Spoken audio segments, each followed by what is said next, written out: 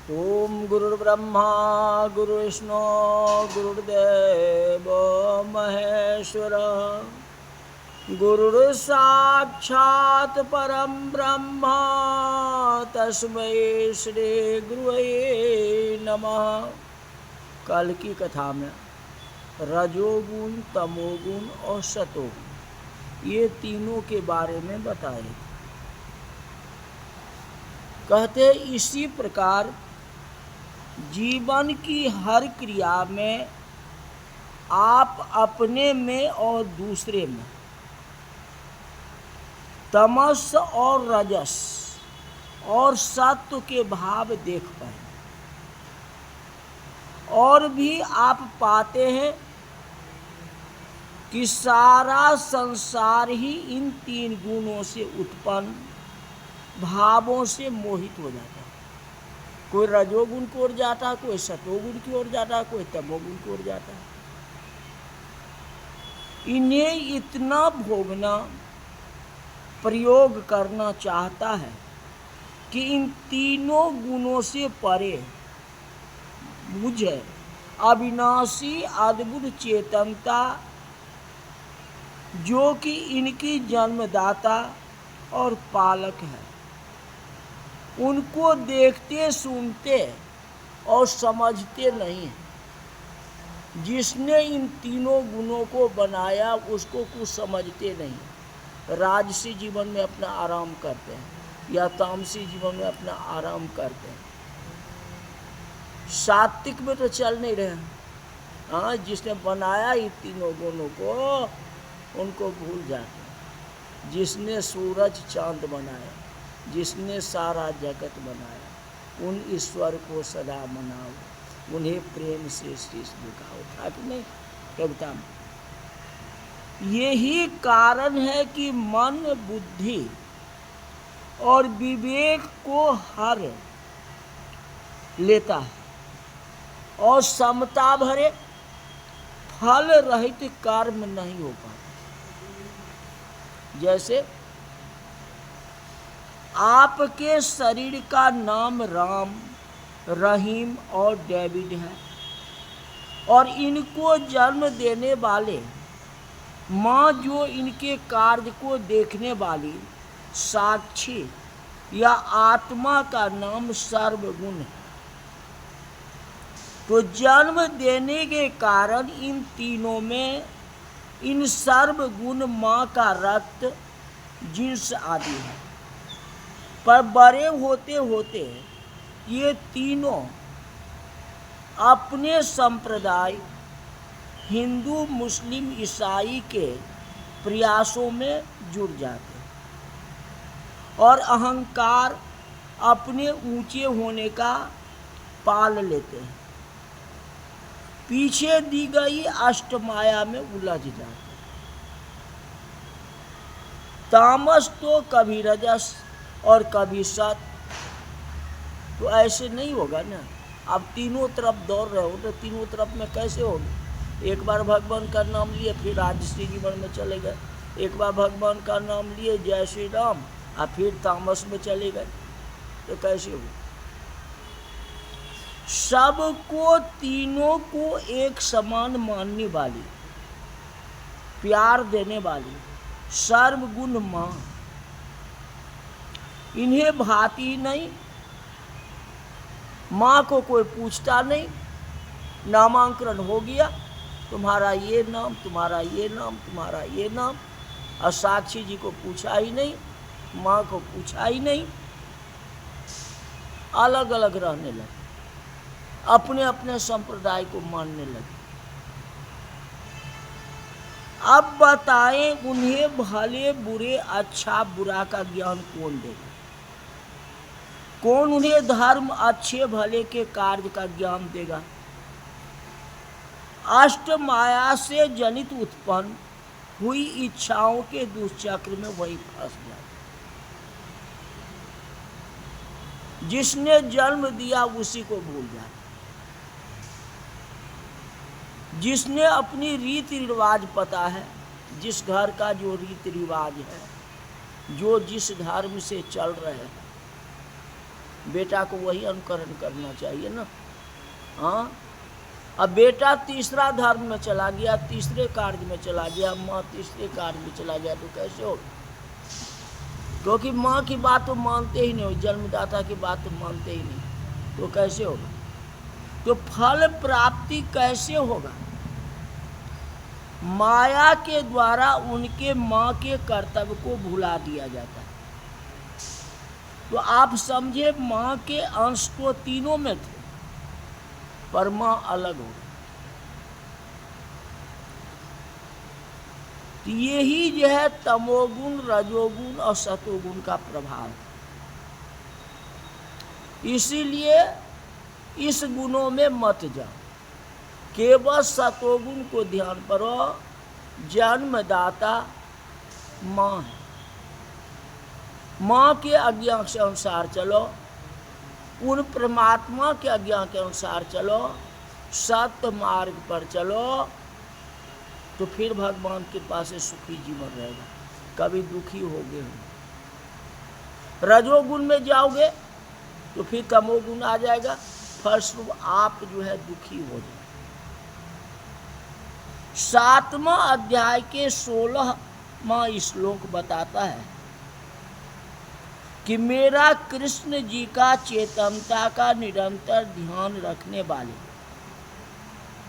चाहे इन त्रिगुणों में कितना भी लिप्त हो, अगर अच्छे लोभ रहित विधि से अपने कार्य कर रहे हैं तो आनंद की चरम सीमा को पाते हैं।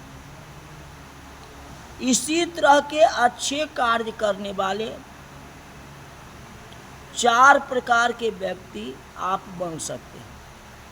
अगर सत्य मार्ग पर चल रहे हैं, सतोगुण में चल रहे हैं, परमात्मा पर विश्वास कर रहे हैं, माता पिता के ऊपर विश्वास कर रहे हैं, तो इन 4 में से कोई भी बन आप चेतनता तक पहुंच सकते हैं। ये 4 गुण बताते हैं। सबसे बड़ा जो है, पहला जो है अर्थार्थी। अर्थ यानी भौतिक जगत की सांसारिक वस्तुएं जो बड़ा आराम देती है, इनके इच्छा रखने वाले अर्थार्थी। यह तो आप भी बनना चाहेंगे, लेकिन ये लोग भौतिक सुख सुविधा की वस्तुएं चेतनता की सुन अच्छे रास्ते से किसी को हानि पहुंचाए बिना प्राप्त करते हैं। इसीलिए वह ऐसे लोगों का ध्यान रखती है, अर्थात इन्हें स्वच्छ और स्वास्थ्य रखती है। लेकिन भौतिक जगत में ज़्यादा लिप्त होने के कारण ये लोग हर वक्त जागरूक अवस्था में नहीं रह पाते। भजन करते हैं, सारी बात करते हैं, अच्छे कार्य करते हैं, सब कुछ है, ठीक है, लेकिन हर वक्त जागरूक अवस्था में नहीं रह पाते। और हर वक्त रह जाए तो फिर बात ही क्या है। दूसरा है अर्थ। एक दुखी या उदास व्यक्ति जब तब दुख मिलता ही है या उदासी आती ही है, वह हमारी प्रकृति का गुण है, वो तो आएगा ही। लेकिन अगर हम दुख या उदासी को दूर करने के लिए चेतनता की सुनते हुए उत्तम कल्याणकारी कार्य करते हैं, तो भी आप अच्छे उत्तम व्यक्ति कहलाएंगे और इनको पाते रहेंगे। हमारा दुख दर्द कभी भी दूसरे को हानि पहुंचा या गलत रास्ते पर चल के दूर नहीं हो सकता। तो ये वह अर्थ। तीसरा होता है जिज्ञासु, ज्ञान का खोजी। एक ऐसा व्यक्ति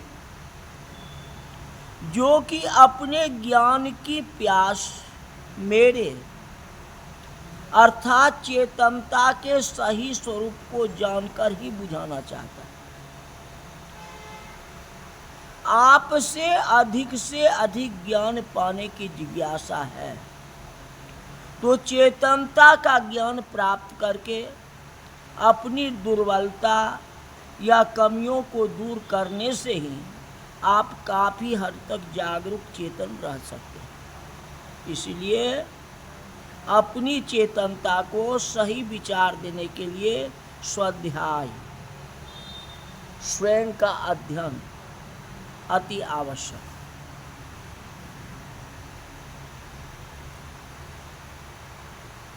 चौथा है ज्ञानी,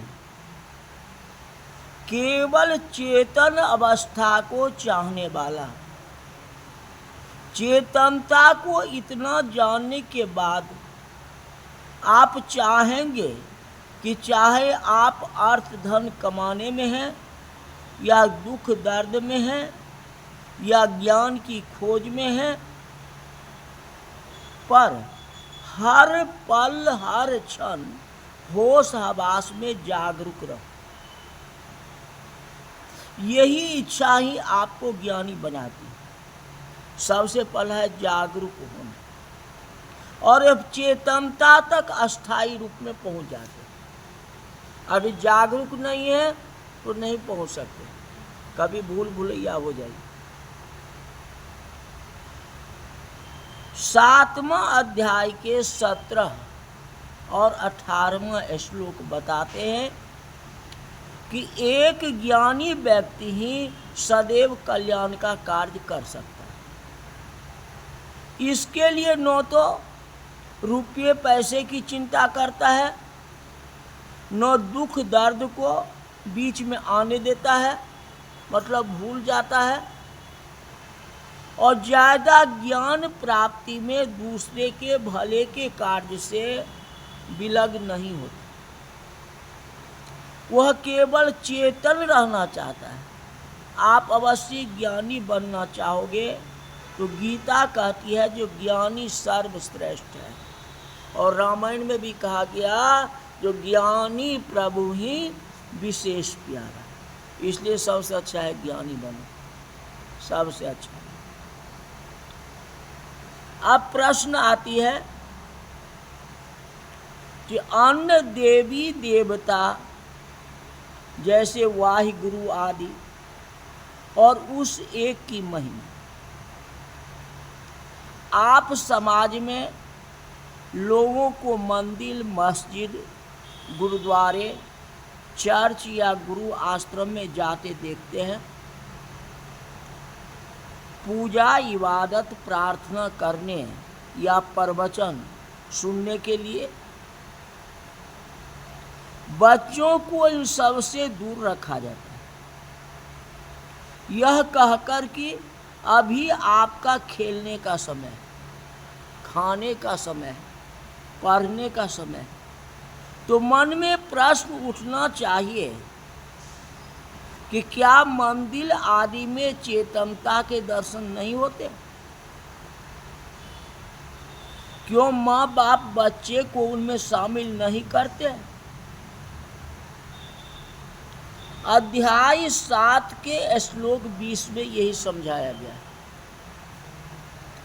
आपके भाई बहन, माँ, पिताजी, रिश्तेदार, पड़ोसी किसी इच्छा, कामना या ख्वाहिश के वशीभूत हो मंदिर, मस्जिद आदि जाते हैं।